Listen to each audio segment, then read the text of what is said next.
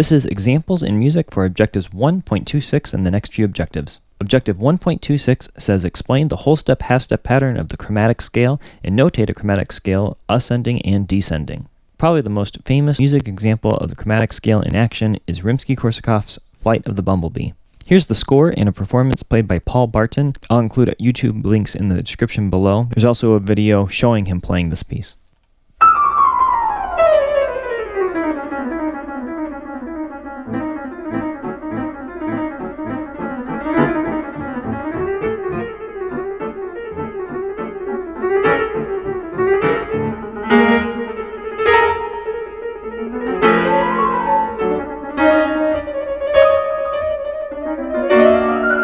And if you analyze all those intervals, you'll see just a great distribution of half steps. Objective 1.27 says explain the whole step half step pattern of a major scale and correctly notate major scales ascending and descending starting on any pitch. For this example, I'm using a Vivaldi string piece, and I like us to focus on the top line, which is the solo violin line. This piece happens to be in E major. E major has 4 sharps involved in that scale, and we see almost a complete scale right here in the descending format. I'm going to start on this E and work backwards. So if we're in the key of E major or E natural major, the whole step half step pattern that you've learned for major scales is whole, whole, half, whole, whole, whole, half. So if we go backwards through this and use that pattern, we see E to F sharp is a whole step, F sharp to G sharp is a whole step, G sharp to A is a half step, A to B is a whole step, B to C sharp is a whole step, and the only thing we're missing here is the C sharp to D sharp, which would be a whole step, and then D sharp to E would complete the major scale with a half step. But the entirety of this line is using notes from the E major scale.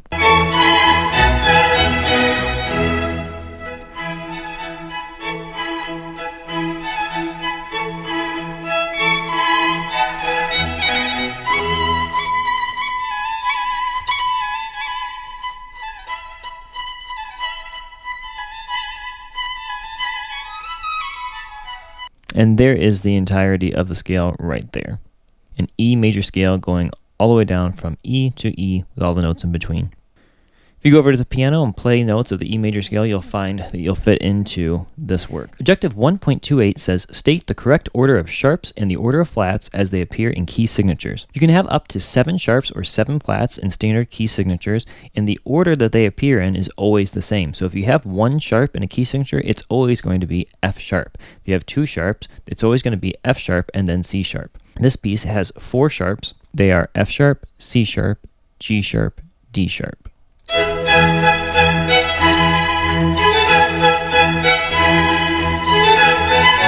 This piece has 5 flats. They are B flat, E flat, A flat, D flat, and G flat.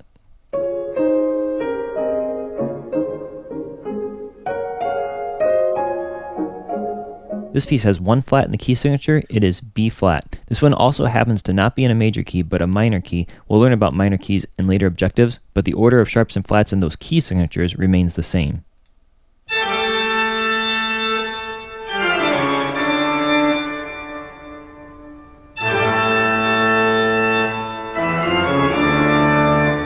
This piece has 3 flats in the key signature. They are B, E, A.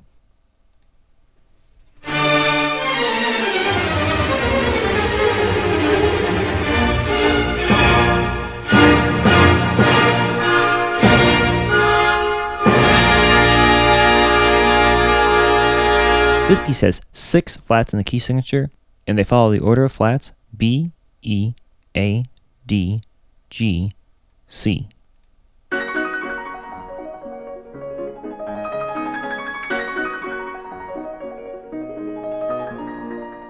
This piece has 6 sharps in the key signature. They are F, C, G, D, A, and E.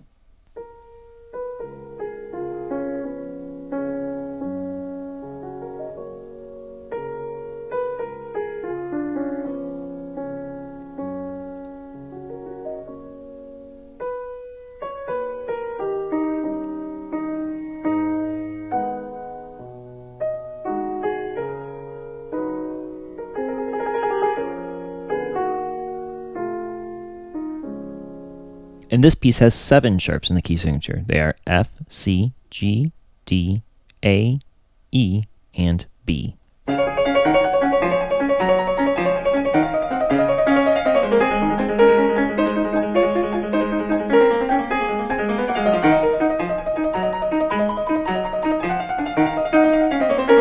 I'm going to group the next few objectives and talk about them all at the same time. Objective 1.29 says identify and notate major key signatures. Objective 1.30 says identify pitch letter names of major scales given their scale degree names. So if I asked you for the dominant note of a key, you'd be able to tell me what letter name that is. Objective 1.31 says identify letter names of major scales given movable do solfege syllables. And finally, objective 1.32 says identify the major key of a melody or simple piece of music by using the key signatures and other notation clues. Our first music example will use this Bach piece. If you want to look it up yourself, do a search for BWV 848. If I tell you ahead of time that this is in a major key and we look at the key signature, then we see there are 7 sharps and we can assume that this is in the key of C sharp major. Looking at the upper staff in the key of C sharp major, the notes would have the following scale degree names. E sharp would be the 3rd scale degree or the mediant, C sharp would be the 1st scale degree or the tonic, G sharp would be the 5th scale degree or the dominant, then back to tonic, mediant, tonic.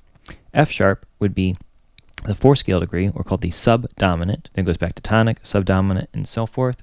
A sharp would be the 6th scale degree, or what we call the submediant. Using movable solfege syllables, we would have mi, do, so, do, mi, do, fa, do, and so on up to so, do, and over here to la, do. If we see B sharp, which is over here, we'd call that T. To identify this as a major key, we can look at a few things.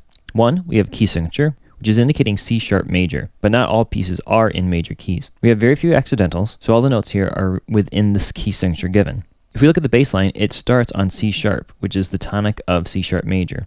Throughout this first phrase, that it also ends on C sharp, and C sharp sounds like it's home. Let's listen to the first line.